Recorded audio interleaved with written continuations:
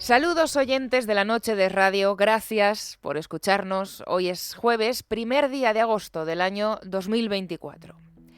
Mañana a esta misma hora ya podremos contarles, además en directo, los resultados de la consulta a la militancia de Esquerra sobre el acuerdo con el Partido Socialista para investir a Salvador Illa.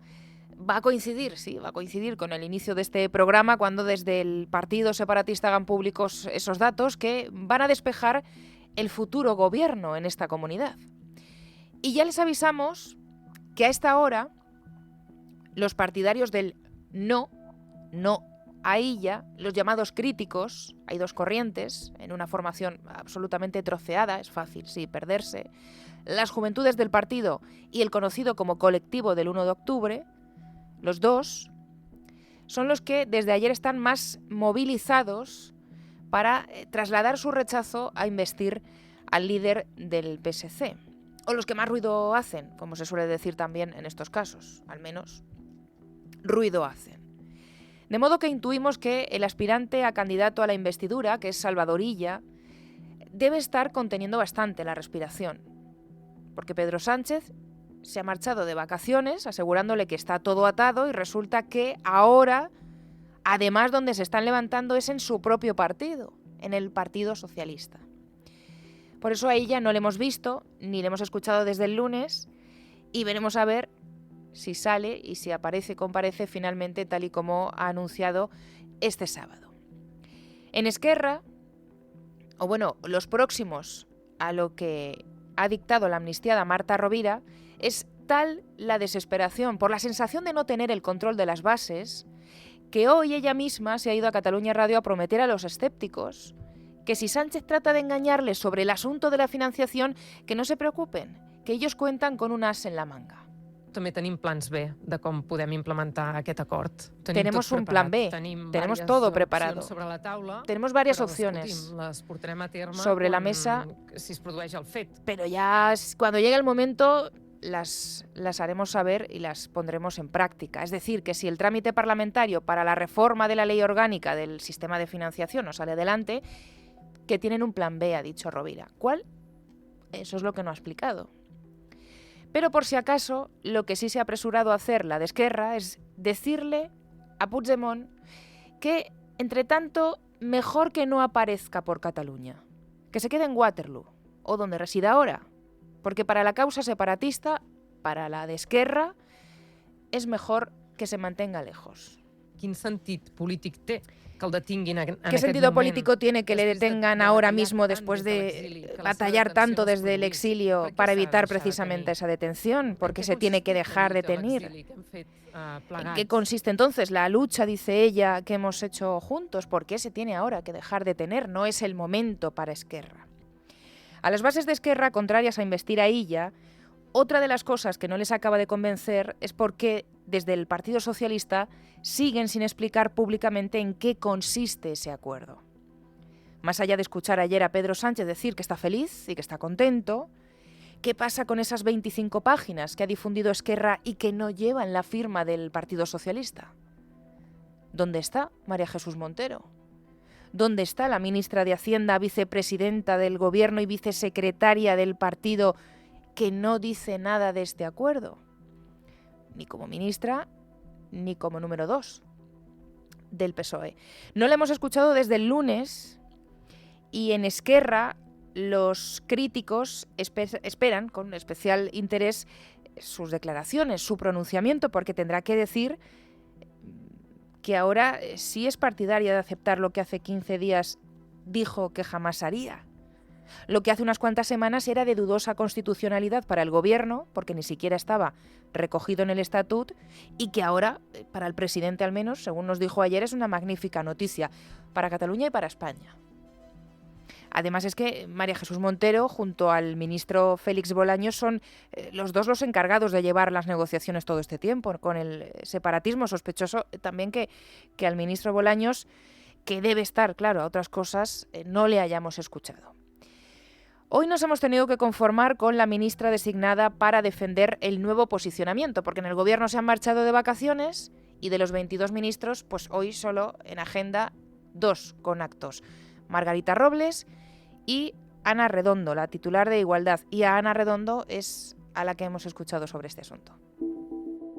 Estamos en el campo de la política, estamos haciendo esfuerzos de normalización, estamos haciendo todo lo posible para que Cataluña sea un país en el que se sientan las personas tranquilamente como en el resto de España. Somos un gran país donde todos los territorios además tienen los mismos derechos y tienen las mismas facultades y las mismas oportunidades. Redondo hablando ya de Cataluña como país. Claro, que en el Partido Socialista no son los únicos que cambian de opinión. Este vídeo que van a escuchar ahora, un fragmento, lo grabó la propia Marta Rovira en el mes de mayo del 2023, del pasado año.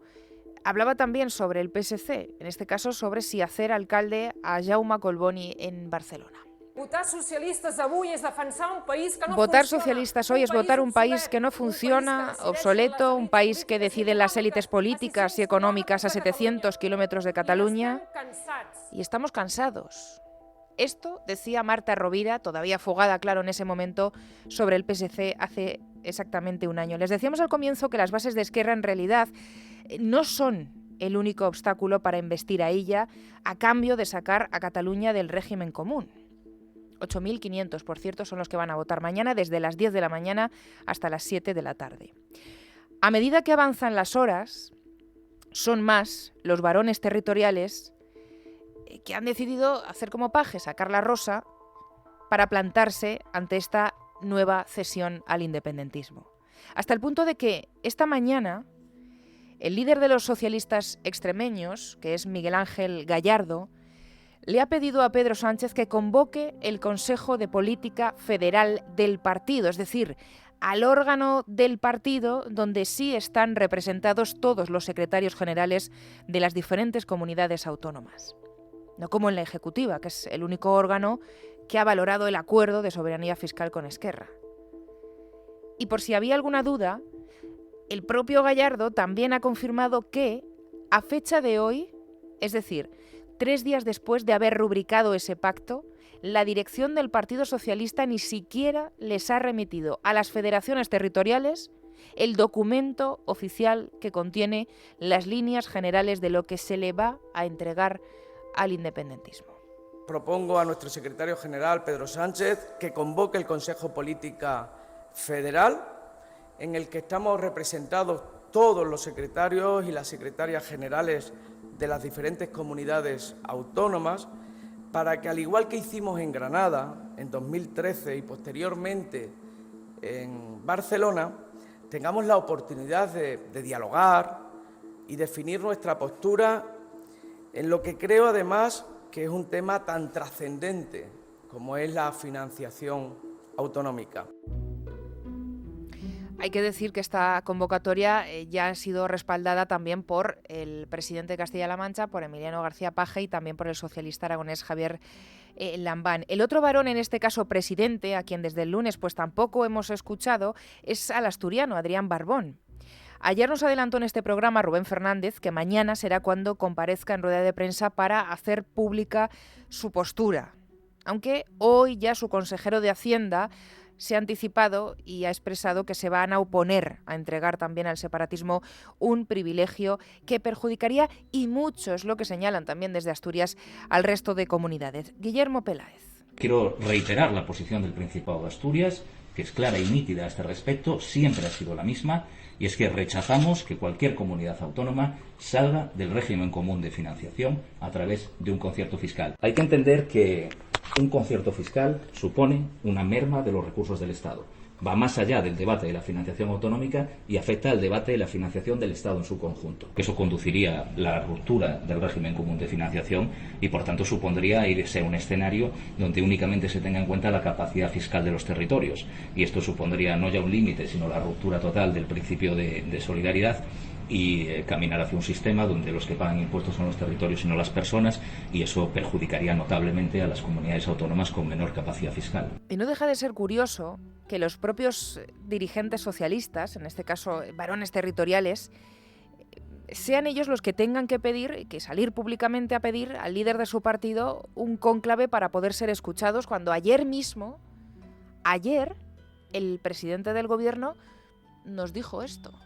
Tenemos que esperar porque este es un partido, el de Esquerra Republicana, que como el mío, como secretario general del Partido Socialista, consulta las decisiones a las bases. Y las bases, en el ejercicio de esa autonomía, decidirán si avalan este preacuerdo alcanzado por las direcciones del PSC y de Esquerra Republicana. Y evidentemente, pues necesitamos respetar ese tiempo. Y creo que es de sentido común. Respeto a las bases de Esquerra, pedía el presidente del Gobierno, pero los suyos tienen que convocar una comparecencia ante los medios para rogarle un debate interno, no las bases, los varones territoriales del propio partido. Pero, ¿y si los problemas en el Gobierno solo vinieran de Cataluña?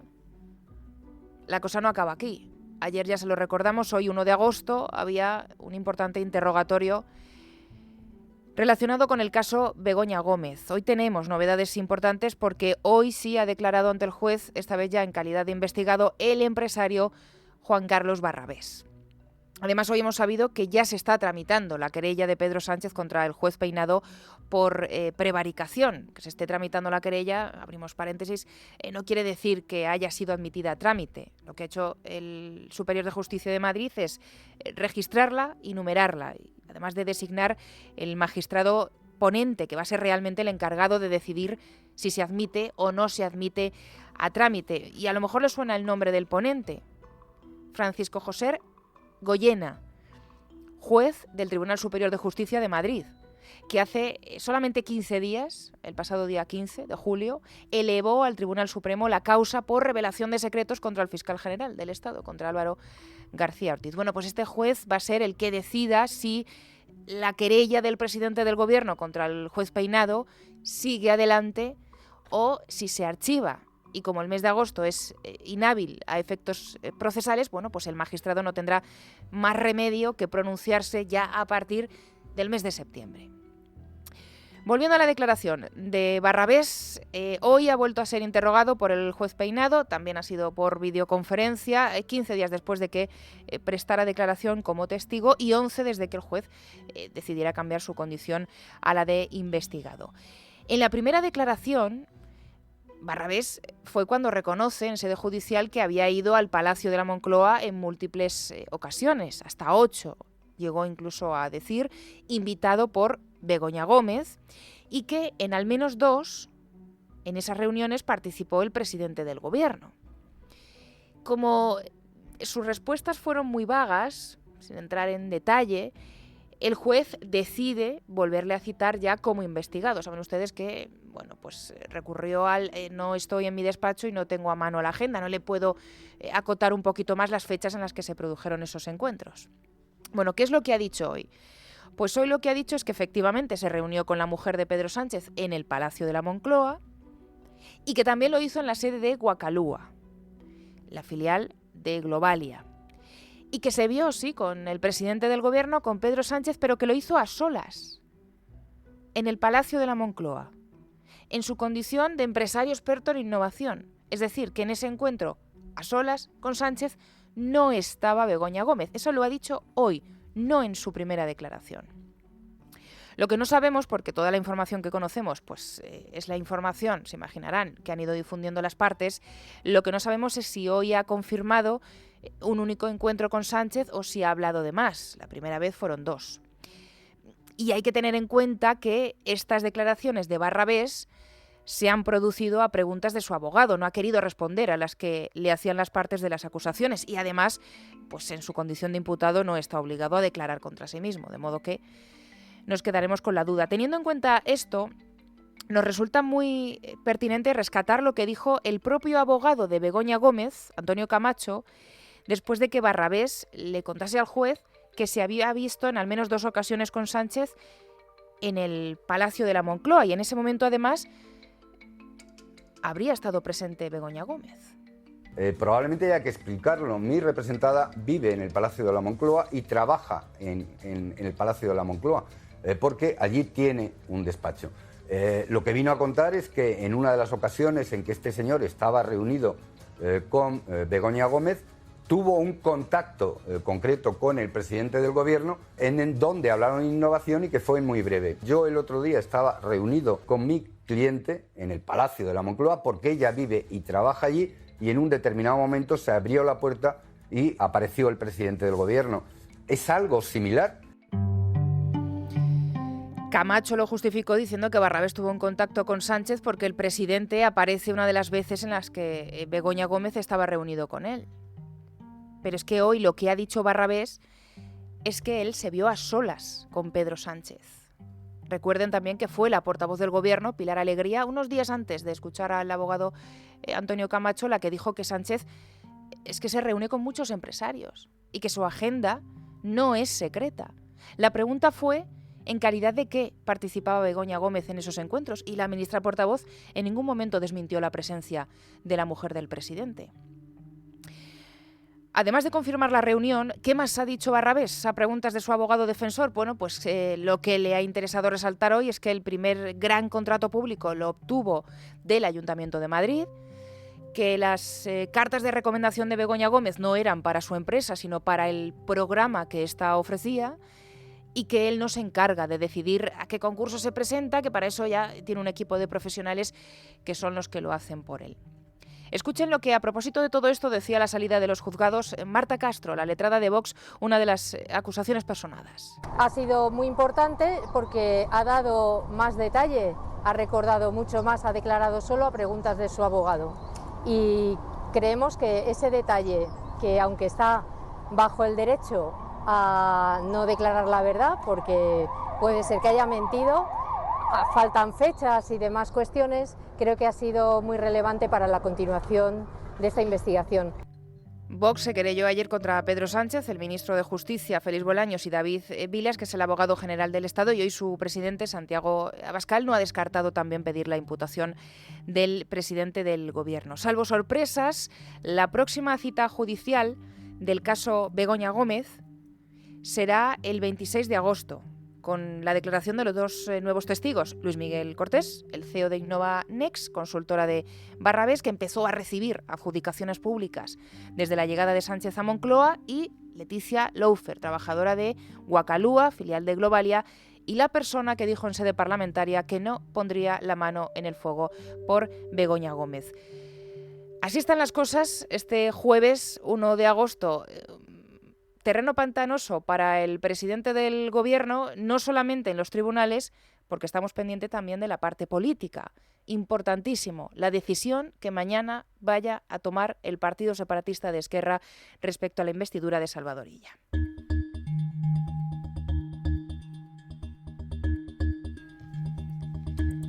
Ocho y 19 minutos de la tarde, doña Dolors Montserrat, portavoz del PP en el Parlamento Europeo y vicepresidenta del Grupo Popular en la Eurocámara. Muy buenas tardes, bienvenida. ¿Qué tal? Muy buenas tardes, un placer. Ahora le preguntaré por cómo están las cosas también allí en Bruselas, en el frente no solamente político, también en el judicial, pero bueno, aprovechando que usted es catalana, le tengo que preguntar por la situación de desconcierto absoluto respecto a lo que vaya a suceder en las próximas horas en su comunidad. Mañana deciden las bases de Esquerra sobre si investir a Illa o no. El Partido Socialista, para tratar de amarrar su apoyo, bueno, pues ya les ha dicho que les va a entregar lo más ansiado para sus planes de independencia, que es las llaves de la caja, que ellos gestionen el 100% de sus impuestos, con las consecuencias demoledoras que esto va a suponer para el resto de España. Así es, asistimos a otra línea roja que borra el Partido Socialista de un plumazo a cambio de poder. Ahora ya solo le queda la línea roja del referéndum, que también llegará el momento de borrarla cuando el independentismo se lo pida. Si toca cerca de las elecciones siempre dirán que no, que es imposible, pero cuando pasan las elecciones, como siempre, vemos cómo pactan con el independentismo y justamente para quebrar, ¿no?, nuestro Estado de Derecho. Sánchez es un trilero de manual y Illa es su aprendiz. Yo siempre digo que esto no va de financiación y no va de mejorarla ni de tener un sistema justo de reparto con todas las comunidades autónomas, buscando, ¿no?, la unidad de todas las comunidades autónomas, sino que estamos ante la extorsión política del chantajista, que en este caso es Esquerra Republicana, y la sumisión del chantajeado, que por el poder lo hace todo. Y en este caso pues es Sánchez y Illa, ¿no? Y por lo tanto esto no va de financiación, esto va de lograr la independencia fiscal para luego tener la independencia de Cataluña. O sea, ni siquiera van a bajar impuestos. Cataluña justamente es la región que más impuestos propios paga, tienen el impuesto de sucesiones, de donaciones, de patrimonio. O sea, no quieren el dinero para rebajar la presión fiscal a los catalanes, lo quieren para crear estructuras de Estado, derrocharlo y allanar el camino hacia la independencia. Y por tanto que no nos venda la moto el Partido Socialista con la concordia, la convivencia, sino es por conveniencia y por mantenerse en el poder. Y esto es una gran irresponsabilidad y estas consecuencias las estamos pagando todos. Sí que es complicada la respuesta, pero ¿qué cree que van a votar mañana las bases de Esquerra? Lo desconozco, pero es terrible, ¿no? Pensar que 6.000 afiliados, 5.000 afiliados tengan que decidir el futuro de España. Esto es lo que está permitiendo Sánchez, porque Sánchez es el que está arrodillado ante el independentismo, el que blanquea a los políticos independentistas, el que les ha entregado, ¿no?, una ley de amnistía que borra todos los delitos, los de golpe al Estado, pero también los de corrupción. Y, por tanto, lo que merecemos los españoles es que Sánchez convoque elecciones ya, que haga las maletas y que convoque elecciones. En el plano judicial, usted es eurodiputada. Esta semana hemos conocido que el Tribunal de Cuentas ya ha planteado la primera cuestión prejudicial ante el TJUE por la ley de amnistía. La semana pasada también conocimos ese informe de la Comisión sobre el Estado de Derecho, advirtiendo de que sigue estudiando este asunto y que en breve hará públicas sus conclusiones, aunque leímos al ministro de Justicia celebrando que en ese informe no se daba un toque de atención por este asunto al gobierno español. Dejó claro, yo creo que la Comisión en ese informe, en esas líneas que posteriormente conoceremos sus conclusiones respecto a esto. Tenemos que confiar, señora Montserrat, en la justicia europea. Por supuesto, siempre, primero de todo yo soy una creyente y defensora de la independencia judicial y de la separación de los tres poderes y por tanto creo firmemente en la justicia española y también en la justicia europea. Y deciros que el día 24 de julio, la semana pasada, justamente la Comisión Europea volvió, ¿no?, a emitir el informe de valoración del Estado de Derecho en todos los 27 Estados miembros y el informe sobre España es un gran varapalo al gobierno de Sánchez, porque lo primero que dice el informe es que dice que continúa examinando exhaustivamente la infame ley de amnistía, una ley que ha sido objeto de gran controversia en España, que han habido multitudinarias manifestaciones, dice el informe, declaraciones públicas de diversos actores, así como una extensa correspondencia del Poder Judicial y de asociaciones, de abogados, de procuradores, de todos los sectores de justicia hacia la Comisión. Por tanto, la Comisión Europea lo está analizando y lo valorará y, por tanto, estoy convencidísima que tomará las medidas que tenga que tomar ante esta infame ley de amnistía, que sobre todo lo primero que hace es no solo dar privilegios a unos borrando delitos, rebajando los delitos de corrupción, cuando Europa nos está exigiendo que incrementemos los delitos de corrupción, sino que está rompiendo con la igualdad de todos y cada uno de los españoles. Pero luego este informe continúa siendo muy duro porque insisten en que España debe fortalecer la independencia y la autonomía del fiscal general respecto del gobierno, y lo que estamos viendo en estos días es cómo el fiscal general del Estado se ha convertido en el abogado defensor del presidente del gobierno, pero luego continúa insistiendo el informe que la Comisión Europea muestra mucha preocupación por las declaraciones públicas que se hacen criticando al Poder Judicial y realizadas justamente por políticos que pertenecen a miembros del gobierno y que, por tanto, la Comisión esto no lo tolera, ¿no? Y la Comisión recuerda que todos los poderes del Estado deben fomentar y proteger la confianza en las instituciones y, por tanto, no se puede señalar a los jueces. Pero luego continúa diciendo pues que el gobierno está abusando muchísimo de los reales decretos ley y, por tanto, la Comisión reitera una crítica fuerte al abuso que hace Sánchez de los reales decretos ley por parte del gobierno, ¿no?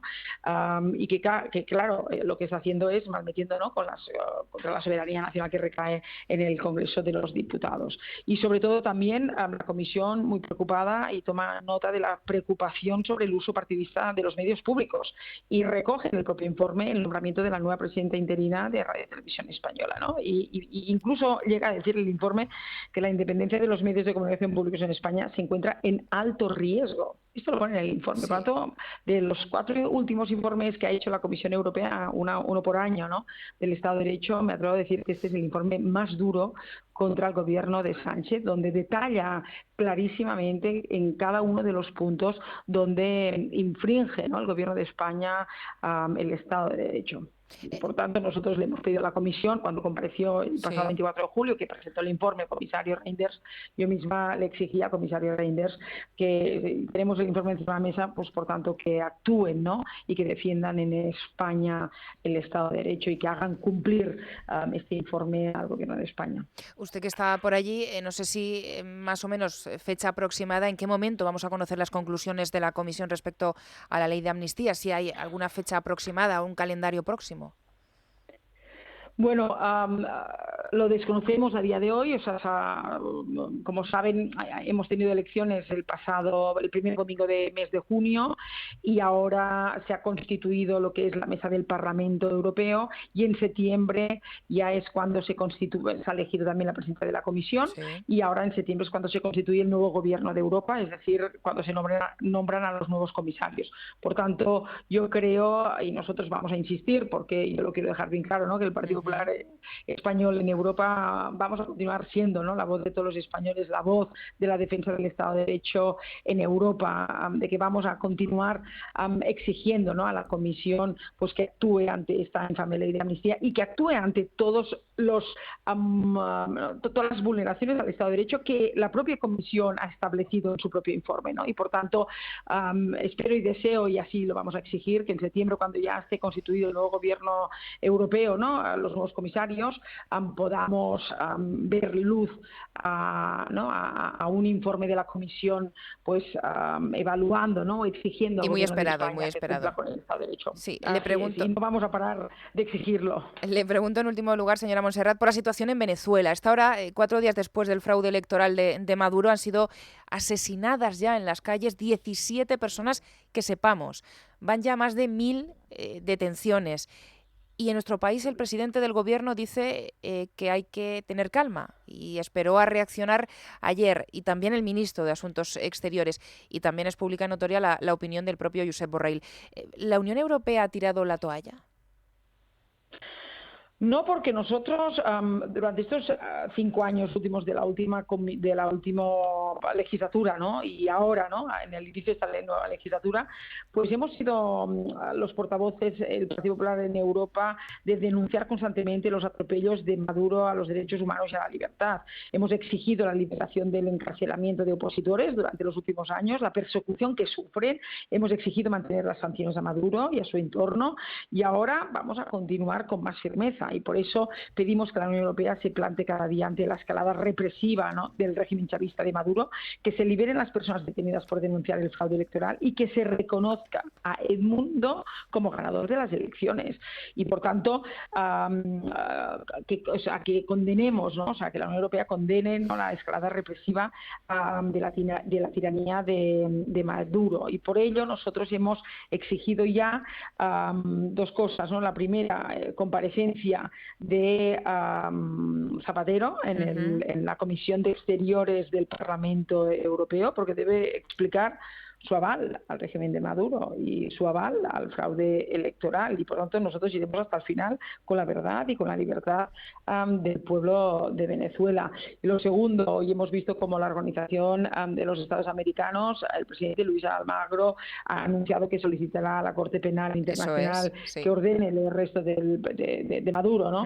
El tirano Maduro, y por tanto nosotros pediremos también a la Unión Europea que siga la misma senda que han ha iniciado la Organización de Estados Americanos. Y por lo tanto no vamos a parar, porque lo que estamos viendo aquí es, por un lado, ¿no?, como toda la comunidad internacional que no se creen los resultados electorales y que por tanto, ¿no?, están reconociendo a Edmundo como ganador de las elecciones, y ahí está el Partido Popular Europeo defendiéndolo también en Europa para que las instituciones europeas también estén en esta línea. Y dos, vemos pues a una Yolanda Díaz, a Zapatero, a Monedero, a Irene Montero, que aplauden y bailan al ritmo de la dictadura, cuando justamente, ¿no?, tenemos que estar todos con la democracia y con el Estado de Derecho en Venezuela.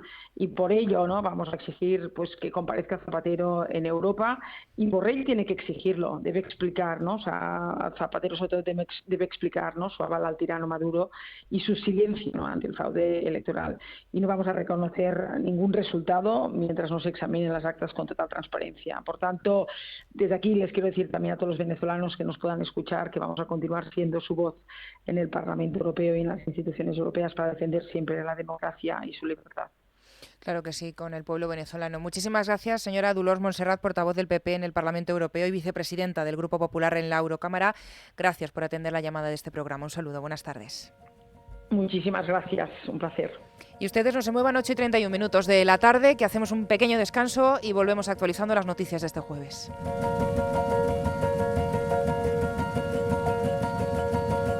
La noche de Dita es radio, con Esmeralda Ruiz.